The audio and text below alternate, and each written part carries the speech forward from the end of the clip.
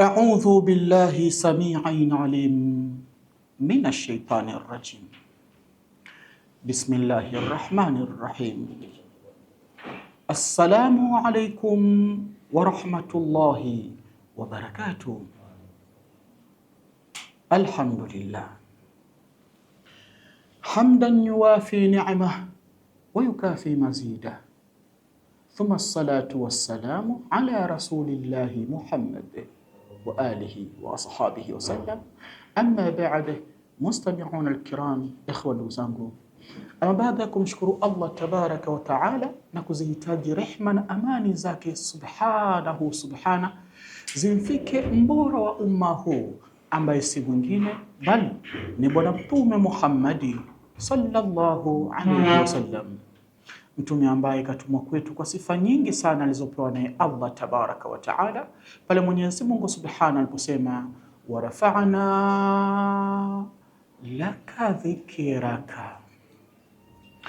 Ikhwani, ndugu zangu, ama anwani yangu leo hii inaitwa maradhu tihabul haudhi, maradhi ya tatizo la PID.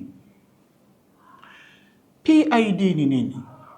Kwanza tuanze na taarifu ya kutambua tatizo la PID, kisha tutakuja kuona al-a'rad, dalili za kumjua mama anayesumbuliwa na PID, lakini pia tutakuja kuona mata tajibu ziyaratun tabibe, ni muda gani sasa mama yangu unatakiwa hapo ulipo uinuke na uende ukamwone mtabibu. Lakini kama kutakuwa kuna uwezekano tutaongea al-asbab, sababu za kina mama kupatwa na PID, na kama muda tutaruhusu tutaongelea al-awamilul khatira, mambo yaliyokuwa ni hatari kabisa kwa mama. Kama unayo basi achana nayo, hayo ndiyo yaliyopelekea wewe kuwa na tatizo la PID, na kama haunayo basi usiaguse kabisa, kwa sababu utakuwa umejisaidia kutokuweza kupatwa na tatizo la PID. Kumbuka sauti hii inatoka ndani ya nyumba ya tiba na dua na Sheikh Hamisi Suleimani biidhnillahi tabaraka wa taala inshallah.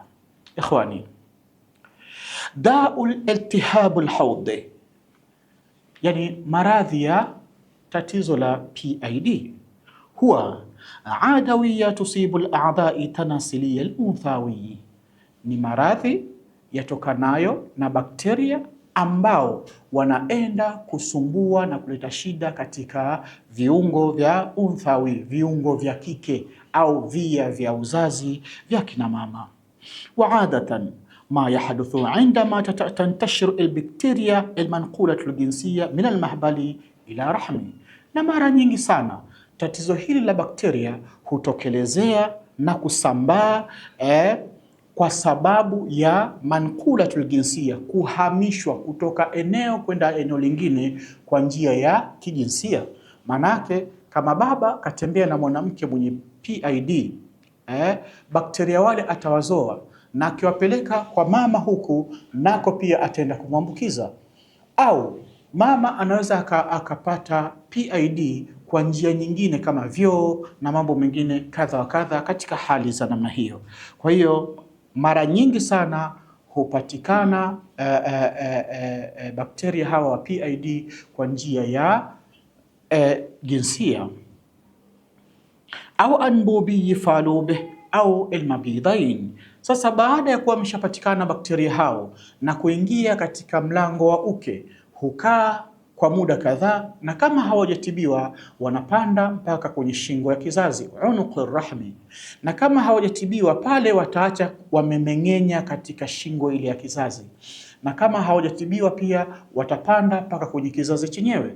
Kwenye kizazi pale wataenda kusababisha mmeng'enyo ambao utakuja kuzalisha kitu kinachoitwa warmu, yani vimbe za kizazi, na hata hivyo itapelekea vile vile kizazi kujaa maji, kwa kuwa kadiri wanavyozidi kukimeng'enya kizazi ndivyo kinavyotema maji, na yale maji yataendelea kutuama pale mpaka inafikia sasa mama anaanza kuwa anatokwa na maji kwa sababu yale maji yamejaa, na ndipo pale mama anapoenda kupimwa kipimo cha ultrasound anakutwa kizazi chake kimejaa maji katika hali za namna hiyo.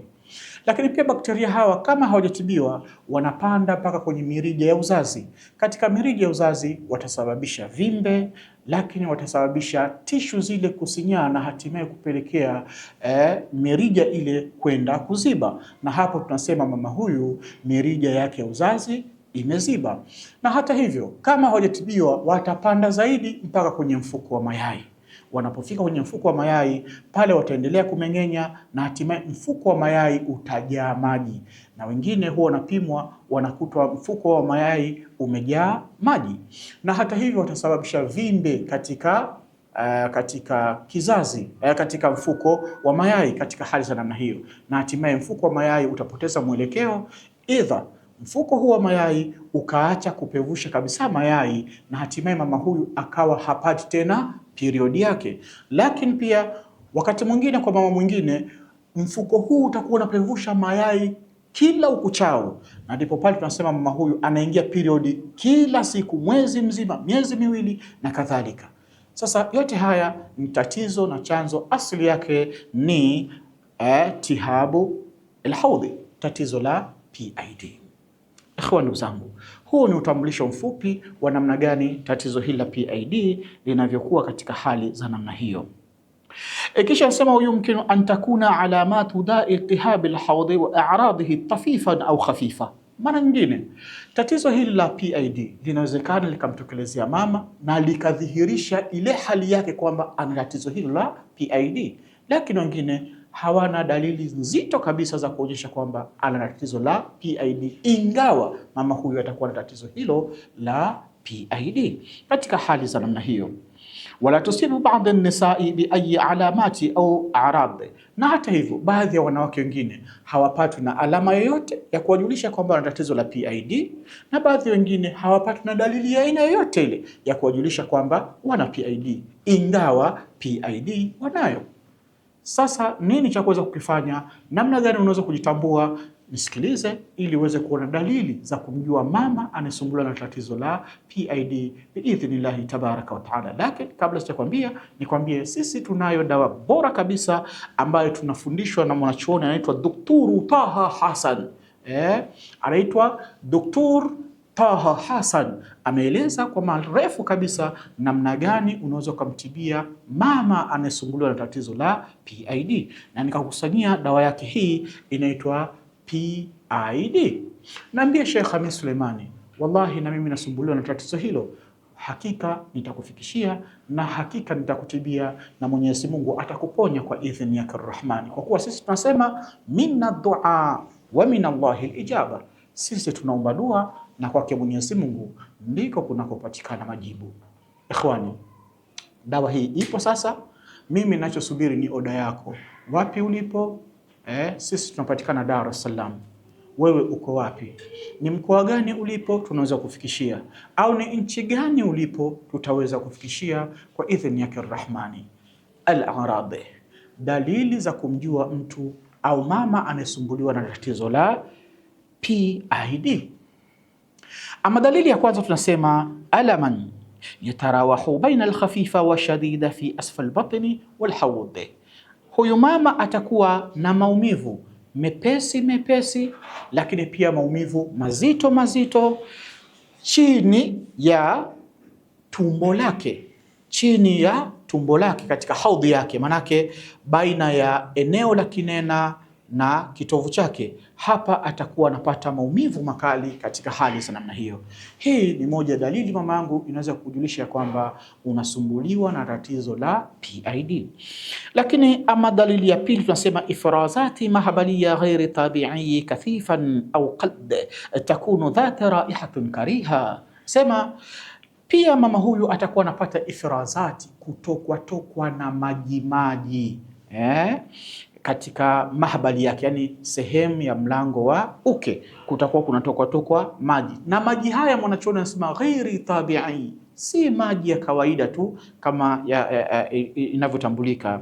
Maji hayo yanaweza kawa kathifan, yakawa ni mengi, au kad takunu dhat raihatin kariha, au maji hayo yakawa yana harufu mbali, yani ukijigusa mwenyewe hafu ukapeleka kunusa, unahisi haya maji yana harufu kama shombo ya samaki fulani au vinginevyo, ambapo si maji ya kawaida. Maji huwa hayanaga harufu mbaya. Sasa ukiyahisi yana harufu ambayo si halisi, basi hiyo ni dalili ya pili ya kujulisha kwamba unasumbuliwa na tatizo la PID. Naambia Sheikh Khamis Suleiman na nyumba ya tiba na dua, insha Allah tutakupatia dawa yetu hii na itaenda kukuponya, na hii si peke yake, ina wenza wake, ili kukamilisha dozi kamili kwa idhini yake Rahmani. Ama dalili ya tatu, mwanazuoni nasema nazifa tabi'i fi rahmi. Wakati mwingine mama huyu anaweza kuwa anatokwa na damu, anatokwa na damu katika hali za namna hiyo, hususan athnai jima'i au baada au baina durati shahriya. Mama huyu atakuwa anatokwa na damu, wakati anapokuwa katika tendo lake la ndoa, au baada ya kumaliza tendo la ndoa ndio akaanza kutokwa na damu, au baina ya durati shahriya, au baina ya tunasema periodi mbili. Mathalan, mama yangu, wewe kwa kawaida yako unaingia periodi yako tarehe 15. Kwa hiyo tunatarajia kwa kila tarehe 15 upate periodi yako, lakini ikatokelezea sasa mabadiliko, ikawa wewe ni wa tarehe 27, mwezi ujao ukawa ni wa tarehe 9, mwezi ujao ukawa ni wa tarehe 20, mwezi ujao ukawa ni wa tarehe 5, yani ikawa ni vurugu katika hali za namna hii. Hilo ni tatizo katika hali ya namna hiyo. Biidhnillahi rahmani, naambia Sheikh Khamis Suleimani, na mimi nataka dawa yako ya PID. Ama dalili nyingine tunasema alaman athnai jima'i. Mama huyu atakuwa anapata maumivu wakati wa tendo la ndoa. Unapokuwa unapata maumivu wakati wa tendo la ndoa, jua hiyo ni moja ya sababu ya tatizo la PID. Kumbuka mwanzo nimesema kwamba wale bakteria wanapoingia katika mlango wa uke huenda na kujikita katika shingo ya kizazi, na pale wataanza kumeng'enya. Wanapomeng'enya, eneo lile pale linakuwa kama lina mikwaruzo tayari. Kwa hiyo baba anapoingia na akagusa pale, lazima utasikia maumivu. Hiyo ni moja dalili ya tatizo la PID. Ama dalili nyingine unasema humma mashrubati biqash'arira fi ba'd al-ahyan. Sema huyu mama atakuwa na homa za vipindi. Asubuhi anajisikia homa, ikifika saa 5 homa yenyewe imekwisha. Siku nyingine itakuja saa 10, ikifika saa 2 homa imeisha.